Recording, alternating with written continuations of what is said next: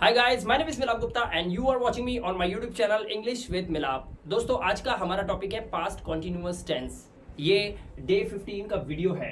यहाँ पर आप देख सकते हैं लिखा है detailed video in Hindi with examples. Yes, example के साथ मैं आपको इस वीडियो के अंदर पास्ट कॉन्टिन्यूअस टेंस को समझाऊंगा।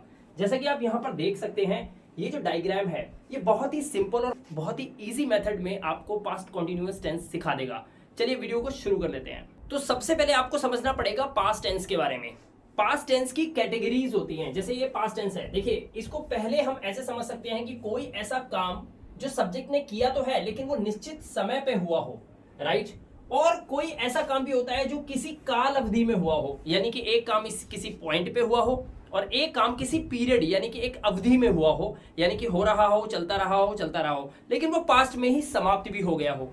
इसको समझने के लिए आपको इस तरीके को समझना होगा। अब यहां पर आप देख सकते हैं ये है समय।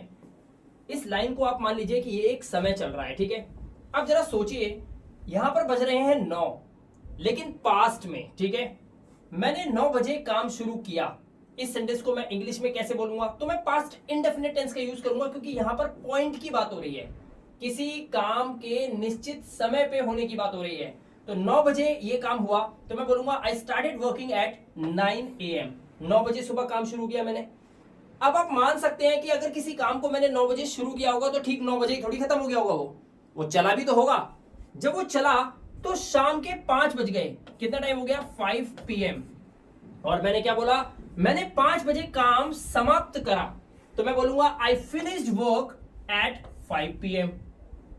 अब यहां पर ये जो समय देख रहे हैं ये है अब, यानी कि इस वक्त जब मैं आपको पढ़ा रहा हूं। तो अब यहां पर बज रहे हैं 8। देखिए, यहां बज रहे थे 9 और यहां पर बज रहे थे 5। यहां शुरू हुआ था काम, यहां पर खत्म हुआ। अब मैं 8 बजे आपको क्या बता रहा हूं?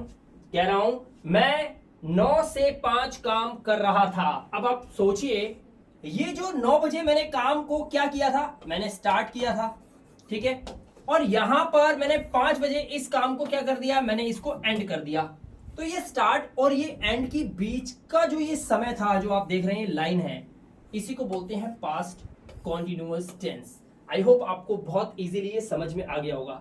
तो अब मैं आपसे क्या बोल रहा हूं? मैं 9 से 5 काम कर रहा था। मैं 9 बजे की बात नहीं कर रहा, मैं 5 बजे की बात नहीं कर रहा। मैं 9 और 5 के बीच में जो समय हुआ, ये जो समय बीता, मैं इसकी बात कर रहा हूं। और मैंने आपको बोला कि मैं 9 से 5 के बीच में काम कर रहा था। तो आपको एक बात समझ में आ गई कि पास्ट टेंस या तो किसी निश्चित समय पे यानी कि पॉइंट पे बात की जाएगी, राइट, या फिर किसी पीरियड पे बात की जाएगी। अगर पीरियड पे बात की जाती है तो वो कॉन्टिन्यूअस में आ जाएगा। अगर किसी पॉइंट पे बात होती है तो वो होता है हमारा क्या, जो आपको पिछली क्लास में मैंने सिखाया था, past indefinite tense. Past indefinite. तो यहां पर पास्ट इंडेफिनिट, ये सेंटेंस भी पास्ट इंडेफिनिट, ये भी पास्ट इंडेफिनिट, क्योंकि दोनों के अंदर वर्ब की सेकंड फॉर्म का यूज किया गया है सेंटेंस में। तो पास्ट इंडेफिनिट यानी कि पॉइंट की बात करते हैं तो हम यूज करते हैं वर्ब की सेकंड फॉर्म। लेकिन जब हम बात कर रहे हो एक पीरियड की, एक अवधि में किसी काम के चलते रहने की, कोई काम पास्ट में शुरू हुआ, कुछ समय तक वो चला, कुछ अंतराल तक वो चला और उसके बाद वो पास्ट में ही समाप्त भी हो गया। तो जिस अवधि से जिस अवधि तक वो चला, जिस समय से वो शुरू हुआ और जिस समय को वो खत्म हुआ, ये बीच का जो समय था, जो पास्ट का कॉन्टिन्यूअस था, इसी को बोलते हैं पास्ट कॉन्टिन्यूअस टेंस। पास्ट में कोई काम कॉन्टिन्यूटी में होता रहा हो, पास्ट कॉन्टिन्यूअस टेंस कहलाता है। द बेस्ट एग्जांपल मैंने आपको यहां पर अभी दिया और समझाया। चलिए अब इसके रूल्स को समझते हैं। जैसे कि मैं अपनी हर वीडियो में आप लोगों को बताता हूं कि कोई भी टेंस हो उसको आप 6 टाइप से ही कन्वर्ट कर सकते हैं। जैसे वह सो रहा था, वह नहीं सो रहा था, क्या वह सो रहा था, क्या वह नहीं सो रहा था, वह क्यों सो रहा था और वह क्यों नहीं सो रहा था। इसी तरह से इन सेंटेंसेस को यहां पर आप इस फॉर्मूले से बनाते हैं। पहले सेंटेंस का फॉर्मूला ये होता है जिसे हम बोलते हैं अफर्मेटिव, राइट। नेगेटिव के अंदर आपको नॉट का यूज करना पड़ता है। वर्स वर्ब का इसमें यूज किया जाता है हेल्पिंग वर्ब के तौर पे। और मुख्य क्रिया यानी कि मेन वर्ब जो होती है वो हमेशा होती है वर्ब प्लस आईएनजी, जिसको हम V4 भी कहते हैं। तो यहाँ पर V4 का मतलब क्या हुआ? Verb plus ING. कॉन्टिन्यूटी में कोई काम चल रहा हो तो उसके लिए हम वर्ब के साथ आईएनजी लगा के ही प्रमाणित करते हैं और बताते हैं। थर्ड में आप क्योंकि किसी से इंटरोगेट करते हैं, आप किसी से सवाल पूछते हैं। जब भी आप किसी से सवाल पूछेंगे, आपकी हेल्पिंग वर्ब सेंटेंस के फ्रंट में आएगी, यानी कि आपके मुंह से जो सेंटेंस शुरू होगा वो शुरुआत ही आपको हेल्पिंग वर्ब से करनी पड़ेगी। यहां पर वॉज वर्ब का यूज करेंगे, फिर सब्जेक्ट और वर्ब की फोर्थ फॉर्म। अगर मैं मोटे मोटे शब्दों में आपको बताना चाहूं, सिर्फ एक लाइन में इस पूरे टेंस को खत्म करूं, तो मैं ये बोलूंगा आपको, वॉज वर्ब का सही जगह पे यूज करें और वर्ब के साथ आईएनजी जरूर लगाएं इन सभी सेंटेंसेस के अंदर। यहां पर वॉज वर्ब के बाद सब्जेक्ट, सब्जेक्ट के बाद नॉट लगाए, फिर वर्ब की फोर्थ फॉर्म लगी हुई है। WH फैमिली यानी कि what, who, when, which, whose, whom, how much, how many, जो भी WH फैमिली आप लगाते हैं उसके बाद आप वॉज वर्ब का यूज करेंगे, फिर सब्जेक्ट का यूज करेंगे, उसके बाद वर्ब की फोर्थ फॉर्म लगा के आपका ऑब्जेक्टिव पार्ट आएगा, जो भी आपके सेंटेंस की जो ऑब्जेक्टिव पार्ट होगा, जिसे हम बोलते हैं कुत्ते की पूंछ, राइट। WH फैमिली, फिर आप वॉज वर्ब यूज करेंगे, सब्जेक्ट के बाद आपको फिर नॉट लगा देना है और नॉट लगाने के बाद आप वर्ब की फोर्थ फॉर्म लगाएंगे। अब आपको ये रूल समझ में आ गया होगा, आप इसका स्क्रीनशॉट ले सकते हैं। अब हम इनको आगे समझते हैं कि आपको किन किन बातों का ध्यान रखना है जब भी आप पास्ट कॉन्टिन्यूअस टेंस को सीखते हैं। तो जो मेन चीज आपको सीखनी है वो ये कि पास्ट कॉन्टिन्यूअस टेंस में हिंदी के वाक्य के अंत में रहा था, रही थी, रहे थे आता है। अभी आपने देखा, ठीक है, जैसे वह सो रहा था, वह खा रही थी, मैं पढ़ रहा था, रोहन बाजार जा रहा था, इस तरह के सेंटेंसेस आते हैं, राइट। यहां पर देखिए रूल होता है सब्जेक्ट, सब्जेक्ट के बाद आपको लगाना है वॉज या वर। किसके साथ वॉज लगेगा, किसके साथ वर्ड लगेगा, वो आप अभी समझ जाओगे। वर्ब की फोर्थ फॉर्म यानी कि वर्ब के साथ आपको लगाना है आईएनजी। बच्चे पूछते हैं सर वर्ब की सेकंड फॉर्म के साथ या थर्ड फॉर्म के साथ आईएनजी लगेगा। आईएनजी हमेशा वर्ब की फर्स्ट फॉर्म, उसकी बेस फॉर्म के साथ ही लगता है, ठीक है। उसके बाद आपका ऑब्जेक्ट और फिर फुल स्टॉप। अब यहाँ पर सेंटेंस तीन तरह से ही मेन होते हैं जो हम इस पूरी दुनिया में लोगों से बात करते हैं, किताबों में पढ़ते हैं, किसी से बात करते समय बोलते हैं, किसी से सुनते हैं। या तो वो पॉजिटिव सेंटेंस होता है जिसे हम यस में बोलते हैं, या तो वो नेगेटिव सेंटेंस होता है जिसे हम नो में बोलते हैं, या फिर वो WH फैमिली होती है यानी कि आप किसी से सवाल करते हैं। तो यहां पर देखिए आई, ही, शी, इट, इनके साथ हमेशा वर्ड्स का यूज किया जाएगा। किसका? वर्ड्स का, राइट। उसके बाद वर्ब में आईएनजी। तो सेंटेंस हुआ आई वॉज वर्किंग, मैं काम कर रहा था। ही वॉज वर्किंग, वह काम कर रहा था। शी वॉज वर्किंग, वह काम कर रही थी लड़की के लिए। इट वॉज वर्किंग, ये काम कर रहा था। अगर आप इसका नेगेटिव बनाएंगे तो आप बोलेंगे आई वॉज नॉट वर्किंग, मैं काम नहीं कर रहा था। He was not working, she was not working और इट वॉज नॉट वर्किंग, ये काम नहीं कर रहा था। फॉर एग्जाम्पल अगर मैं आपसे बोलूं ये घड़ी काम नहीं कर रही थी, तो मैं बोलूंगा this watch was not working. इस तरह से वॉज नॉट वर्किंग का यूज इनके साथ किया जाता है, राइट। लेकिन जब आप इसका क्वेश्चन करेंगे, किसी से सवाल पूछेंगे और आपका सब्जेक्ट आई, ही, शी और इट हो, तो वॉज को पहले बोले, उसके बाद आप लगाएं वर्ब के साथ आईएनजी, बीच में सब्जेक्ट लगा के। जैसे वॉज आई वर्किंग, क्या मैं काम कर रहा था। वॉज ही वर्किंग, क्या वह काम कर रहा था। वॉज शी वर्किंग, क्या वह काम कर रही थी। या वॉज इट वर्किंग, क्या ये काम कर रहा था। Was it working. अब हम बात कर लेते हैं यू, वी और दे। अगर आपका सब्जेक्ट हो तो तुम, हम और वे। यू के साथ वर्ब, वी और दे के साथ भी वर्ब का यूज होगा। वर्ब के साथ आईएनजी तो रहना ही है। यू वर वर्किंग, तुम काम कर रहे थे। वी वर वर्किंग, हम काम कर रहे थे। दे वर वर्किंग, वे काम कर रहे थे। यू वर नॉट वर्किंग, तुम काम नहीं कर रहे थे। वी वर नॉट वर्किंग, हम काम नहीं कर रहे थे। और दे वर नॉट वर्किंग, वे काम नहीं कर रहे थे। इसी तरह से जब आप सवाल करेंगे और आपका सब्जेक्ट यू वी दे हो, तो वर्ब को आप बाहर रखेंगे। उसके बाद आप यू वी दे कर लगाकर मेन क्रिया, मुख्य क्रिया के साथ जो सब्जेक्ट के द्वारा की जा रही है उसमें आईएनजी लगाएंगे और क्वेश्चन मार्क। जैसे वर यू वर्किंग, क्या तुम काम कर रहे थे। वर यू प्लेइंग, क्या तुम खेल रहे थे। वर यू डांसिंग, क्या तुम नाच रहे थे। वर यू सिंगिंग, क्या तुम गा रहे थे। इस तरह के सेंटेंसेस को आप बना सकते हैं पॉजिटिव, नेगेटिव और क्वेश्चन बनाते समय। ये आपको ट्रिक समझनी चाहिए। आई होप आपको इसका स्क्रीनशॉट अभी के अभी ले लेना चाहिए। इसका स्क्रीनशॉट ले लीजिए। चलिए अब टॉपिक को थोड़ा सा और हम आगे बढ़ाएंगे और कॉन्सेप्ट को और गहराई से समझेंगे। यहां पर हम बात करेंगे कि आपने देखा होगा कई बार कॉन्ट्रैक्शंस होते हैं, यानी कि हेल्पिंग वर्ब का नॉट के साथ कॉन्ट्रैक्शंस। तो यहां पर देख सकते हैं आप, जब आप वर्ब्स के साथ नॉट का यूज करते हैं तो बोलेंगे आई वॉज नॉट प्लेइंग, लेकिन आप ऐसा भी बोल सकते हैं आई वॉजंट प्लेइंग।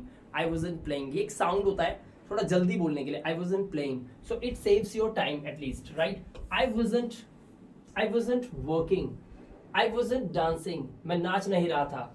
आई वॉजंट सिंगिंग, मैं गा नहीं रहा था, राइट। इसी तरह से वर नॉट का कॉन्ट्रैक्शन होता है वरंट, राइट। आप इसे बोलेंगे वरंट। दे वरंट डांसिंग, वे नाच नहीं रहे थे, राइट। इस तरह से वरंट का यूज भी कर सकते हैं। तो आई, ही, शी, इट के साथ वजंट और यू वी दे के साथ वरंट का यूज किया जाता है। तो अब हम कुछ सेंटेंसेस को बनाकर देखते हैं, इतना सब कुछ समझने के बाद कि हम कहां तक समझ चुके हैं। राइट, पास्ट कॉन्टिन्यूअस टेंस आप सीख रहे हैं, पहचान होती है रहा था, रही थी, रहे थे। ये वाक्य के अंत में होगा, आप देख सकते हैं रहा था, यहाँ पर लिखा हुआ है रहा था, यहाँ पे लिखा है रहे थे, और यहाँ पे लिखा हुआ है रहा था। दीपक सो रहा था, कुछ नहीं करना, सबसे पहले आप अपना सब्जेक्ट लगाइए, दीपक, आपने लिखा दीपक। राइट, दीपक क्या कर रहा था, सो रहा था। ही शी इट और एनी सिंगुलर नेम के साथ आप लगाते हैं वॉज, दीपक वॉज। सोने की इंग्लिश क्या होती है, स्लीप, बस इसमें आपको आईएनजी लगाना है, स्लीपिंग। दीपक सो रहा था। क्या वह बच्चों को पढ़ा रहा था, क्या वह, अब आप देख सकते हो यहाँ पर क्या लगा हुआ है। तो अब आपका ये सवाल है, क्वेश्चन कर रहे हो आप, तो आप क्या लगाओगे, आप वॉज या वर को ऐसे ही नहीं लगा दोगे, आप पहले देखो आपका सब्जेक्ट क्या है। वह बच्चों को पढ़ा रहा था, कोई लड़का है तो ही, तो ही के साथ हमने अभी सीखा कि हम वॉज लगाते हैं, तो वॉज ही। अब पढ़ाने, मुख्य क्रिया लगाओ पहले, पढ़ा रहा था, पढ़ाना मतलब टीच कर रहा था, जो मैं आपके साथ कर रहा हूं, तो हम लगा देंगे टीचिंग। वॉज ही टीचिंग, किसको, बच्चों को, was he teaching to children या टू स्टूडेंट्स, इस तरह से आप लिख सकते हैं। कई बार हम स्टूडेंट्स को भी बच्चे बोल देते हैं ना, और लास्ट में क्वेश्चन मार्क, क्योंकि आप सवाल कर रहे हो। ठीक है, ऐसे बन गया सेंटेंस। देखिए, आप कब सो रहे थे, ये जो कब है ना, ये क्या है, ये WH फैमिली है, इसलिए हर एक WH फैमिली की हिंदी आपको पता होनी चाहिए, तब आपको अच्छे से समझ में आने लग जाएगा। कब, कब के लिए हम क्या लगाते हैं, when, तो हमने लगाया when। when के बाद अब आपके पास ऑप्शन है, यहां पर आपको क्या लगाना है, या तो was या were लगाना है। तो आपकी इंग्लिश क्या होती है, you, और you के साथ हम क्या लगाते हैं, were, तो आप यहां पर लगाएंगे were। when were you, आप कब सो रहे थे, when were you, और फिर स्लीप में आप लगाएंगे ing, क्योंकि कॉन्टिन्यूअस टेंस है। when were you sleeping, right. क्या मैं 9 से 10 काम नहीं कर रहा था, देखा 9 और 10 के बीच के अंतराल को बताया जा रहा है, उसकी अवधि को बताया जा रहा है, रहा था का यूज किया जाएगा।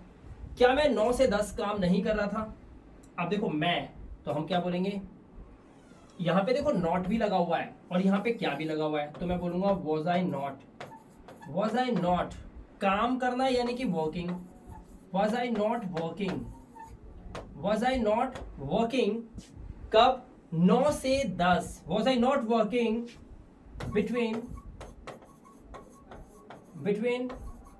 9 to 10, ये हो गया sentence. Was I not working between 9 to 10, क्या मैं 9 से 10 के बीच काम नहीं कर रहा था, या 9 से 10 काम नहीं कर रहा था, राइट। यहाँ पे आप AM और PM बता सकते हैं अकॉर्डिंग टू द प्रेफरेंसेस, जो हमारी प्रेफरेंस होगी बोलते समय कि उस वक्त क्या टाइम हो रहा था। चलिए, आपने सेंटेंस भी बना के देखे, आई होप आपको बिल्कुल भी दिक्कत नहीं आई होगी। अब कुछ नया जान लेते हैं पास्ट कॉन्टिन्यूअस टेंस के बारे में। हमने अक्सर देखा है कि स्टूडेंट्स पास्ट कॉन्टिन्यूअस टेंस को जैसे ही सीख लेते हैं, बस उनको एक ही चीज पता चल जाती है कि वॉज वर लगाइए और मेन वर्ब के साथ ING लगाते जाइए और सेंटेंस को बनाते जाइए, लेकिन ऐसा नहीं होता। यहां पर कुछ चीजें हैं जिनको आपको सावधानी से समझना होगा।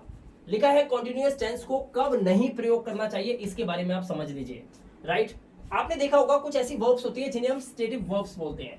ये स्टेटिव वर्ब्स क्या होती हैं, बड़े ध्यान से समझिए। मेंटल स्टेट से बोली जाने वाली वर्ब्स, इमोशनल से बोली जाने वाली वर्ब्स, ऑनरशिप या पोजेशन को दर्शाने वाली वर्ब्स जो होती हैं, उन्हीं को बोलते हैं स्टेटिव वर्ब्स। और इन वर्ब्स का यूज हम पास्ट कॉन्टिन्यूअस टेंस में कभी भी नहीं करते। हालांकि पास्ट कॉन्टिन्यूअस ही नहीं, किसी भी कॉन्टिन्यूअस टेंस के अंदर आप स्टेटिव वर्ब्स का यूज नहीं कर सकते, क्योंकि उसमें ING नहीं लगता। एग्जाम्पल्स आपके सामने हैं और ये पॉइंट्स हैं जो आपको याद रखने हैं। She was knowing me for years, वो मुझे सालों से जान रही थी, ये सेंस बन रही है इसकी। नो मतलब जानना, आप किसी को जानते हो, मैं बोलता हूं ना मैं आपको जानता हूं, कहां से जानता हूं, यहां से जानता हूं। यहां पर जब मेंटल स्टेट या इमोशनल स्टेट की बात हो जाए तो वहां पर कभी भी वर्ब के साथ ING नहीं आता, तो this way is absolutely wrong. आप इस तरह से इसे नहीं बोलेंगे, यहां पर नहीं आएगा ये, ठीक है। आप देखिए, यू वर हेटिंग ग्रामर, अब हेट मतलब होता है नफरत करना, नफरत मेंटल स्टेट या इमोशनल स्टेट की तो बात हो रही है। मैं किसी से नफरत करता हूं, किसी से बहुत प्यार करता हूं, ये सब मेरे मेंटल में ही तो है, ये मेरा केमिकल लोचा ही तो हो रहा है माइंड के अंदर। ऐसी वर्ब्स के साथ भी आपको पास्ट कॉन्टिन्यूअस टेंस में इसमें यूज नहीं करना, किसी भी कॉन्टिन्यूअस टेंस में आप इसे यूज नहीं करेंगे। हेटिंग का यूज आप ऐसे करेंगे तो ये रॉन्ग हो जाएगा। दे वर ओनिंग अ बिग हाउस, जब भी ओनरशिप की बात हो या पोजेशन की बात हो, अधिकार कब्जा करने की बात हो, तब ऐसी वर्ब के साथ भी आपको ING का यूज नहीं करना चाहिए। She was wanting to meet you. अब ये वॉन्ट मतलब क्या होता है? वॉन्ट मतलब भी तो चाहना होता है। अब ये चाहते हैं, लाइक करते हैं, पसंद करते हैं, ये सब क्या होते हैं? ये सब स्टेटिव वर्ब्स होते हैं और ये मेंटल स्टेट और इमोशनल स्टेट को व्यक्त करते हैं। यूज नहीं करना है, रॉन्ग, राइट। एक और देखिए, I was having a mobile. Ownership की बात हो रही है, पोजेशन की बात हो रही है, right. Mobile, having a mobile, ये रॉन्ग वे है, ऐसे यूज नहीं कर सकते। हाँ, मैं आपको एक बात यहां पर बताना चाहता हूं। अगर आप ये बोलें, आप मोबाइल हटा दो, आप बोलो I was having a party, ये सेंटेंस बिल्कुल ठीक है। I was having my lunch, खाने पीने की चीजों की बात हो तो आई वॉज हैविंग लगा सकते हो, लेकिन इस सेंस में I was having a mobile नहीं बोल सकते। इसकी जगह पे आपको क्या बोलना चाहिए पता है?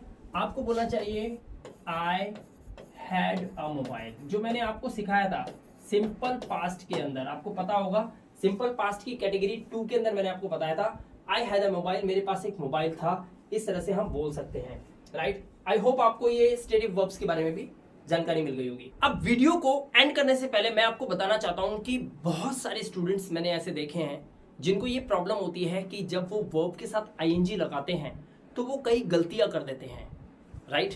यहां पर आपको मैं कुछ एग्जांपल्स बता रहा हूं, बड़े ध्यान से देखिए। ज्यादातर ऐसी वर्ब्स होती हैं जिसमें ऐड करना होता है आईएनजी। फॉर एग्जाम्पल वॉक, चलना, वॉकिंग, रोल, रोलिंग, ठीक है, सिंपल है, आईएनजी लगा दिया, हो गया काम। अब देखो, ऐसी वर्ब्स जिनका अंत होता हो किससे? ई से। जैसे, तो अगर ई से अंत होता है, जैसे केयर का ई, टेक का ई, तो अगर ई से अंत हो रहा हो तो ड्रॉप कर दो। ड्रॉप मतलब क्या होता है पता है? इसका मतलब होता है छोड़ दो, ई को छोड़ दो। तो केयर अगर लिखा हुआ है तो केयर का ई हटा दो और आईएनजी लगा दो, ये लगा दिया। ऐसी टेक का ई हटा दो और आईएनजी लगा दो, लगा दिया। क्लियर हो गई बात? अब देखिए, ऐसी वर्ब्स होती हैं जिनका अंत होता है आई ई से। किससे होता है? आई ई से। तो क्या करना है? छोड़ना है आई ई को, ड्रॉप कर देना है आई ई को और ऐड करना है वाई को, ठीक है, ये समझ आया। जैसे टाई, टाई मतलब होता है बांधना, टाई भी लगाते हैं, इसे भी बांधना बोलते हैं। आप किसी को गिठा मारते हो तो उसको भी टाई बोलते हैं, बांधना। अब आई ई से एंड हो रहा है, आई ई को हटाया और टी के बाद हमने क्या लगाया? वाई, फिर हमने आईएनजी लगा दिया। इसी तरह से लाई, लाई मतलब झूठ बोलना। अब ये लाई में आईएनजी आपको लगाना है तो आप ऐसे थोड़ी लिख सकते हो कि LIEING, नहीं, दिस इज रॉन्ग। आपको कैसे लिखना है? आई ई को हटाना है, वाई लगा देना है और उसके बाद लगाना है आईएनजी। तो ये ऐसा हुआ कुछ, एल, उसके बाद आपने लगा दिया वाई, उसके बाद आपने लगाया आईएनजी, ये इस वे में बन गया लाइन, ठीक है, क्लियर हो गया? ओके। अब देखिए, ऐसी वर्ब्स होती हैं जो एंड होती हैं सीवीसी से। सीवीसी मतलब क्या होता है? सबसे पहले आप समझो, सी स्टैंड्स फॉर कॉन्सोनेंट, क्या? Consonant. And V stands for what? Vowel, vowel, right, consonant and vowel, right. तो सीवीसी, डबल लास्ट लेटर, जो लास्ट लेटर है उसको डबल कर दो। कब करोगे? जब सीवीसी का फॉर्मूला चल रहा हो। अब सीवीसी में यहां पर जॉग को देख सकते हैं, जॉग, JOG, ठीक है। अब ये जे क्या है? जे एक कॉन्सोनेंट है, ठीक है, ये साउंड लेटर नहीं है, ये कॉन्सोनेंट है। ओ क्या है? एक साउंड लेटर है, ये वाउल है। ये क्या था? ये कॉन्सोनेंट है, वाउल आ गया। जी क्या है? जी भी एक कॉन्सोनेंट है, सीबीसी आ गया। जब ऐसा कंडीशन हो तब आपको क्या करना चाहिए? आपको डबल कर देना चाहिए लेटर को, फिर आईएनजी लगा देना चाहिए। तो यानी कि जॉग में आप एक जी और लगाओगे और फिर आईएनजी लगा दोगे। क्लियर हो गई बात? इसी तरह से एक वर्ब होती है हमारी सिट, SIT, सिट। सिट मतलब बैठना। एस हमारा क्या है? कॉन्सोनेंट है। आई हमारा क्या है? वाउल है। और टी हमारा क्या है? कॉन्सोनेंट है। सीबीसी आ गया। तो इसको कैसे बनाएंगे? SIT, टी को डबल कर देंगे, डबल लास्ट लेटर कर दिया, फिर आप लगाओगे आईएनजी। इस तरह से आप वर्ब में आईएनजी लगाने से पहले इस फॉर्मूले को यूज कर लेना। आप कभी भी वर्ब में आईएनजी लगाते समय गलती नहीं करोगे। यहां तक क्लियर हो गया? तो दोस्तों, आज की इस वीडियो में पास्ट कॉन्टिन्यूअस टेंस के अंदर आपने देखा हमें किन किन बातों का ध्यान रखना है। कॉन्ट्रैक्शंस भी हमने सीख लिए। हमने ये भी देखा कि आईएनजी हम वर्ब में लगाने से पहले किन किन बातों का ध्यान रखेंगे, कहां पर कौन सी वर्ब लगानी चाहिए और कौन सी वर्ब्स नहीं लगानी चाहिए, कौन सी वर्ब्स का पास्ट कंटीन्यूअस टेंस नहीं होता, इवन किसी भी कंटीन्यूअस टेंस में उसका यूज नहीं होता, सब इस वीडियो में आपने अभी सीखा। अब बारी आती है आपकी कि आप कितने ज्यादा से ज्यादा प्रैक्टिस करके इन सेंटेंसेस को ज्यादा से ज्यादा लिखकर बनाकर देखते हैं। जितना ज्यादा आप लिखकर प्रैक्टिस करेंगे, जितना ज्यादा आप बार बार एक सेंटेंस को बना बनाकर लिखेंगे, उतना ज्यादा आपका प्रैक्टिस होगा और उतनी अच्छे से अच्छी आप इंग्लिश बोल पाएंगे। तो दोस्तों वीडियो कैसा लगा आपको? वीडियो को एक लाइक देके जरूर बताइएगा और साथ ही कमेंट जरूर कीजिएगा कि अगर इस वीडियो में कोई कमी आपको लगी हो तो। और वीडियो को ज्यादा से ज्यादा अपनी सोशल मीडिया या किसी भी ग्रुप में शेयर कर सकते हैं ताकि ये वीडियो उन गरीब बच्चों तक पहुंच जाए जिनको इंग्लिश को सीखने की लगन है।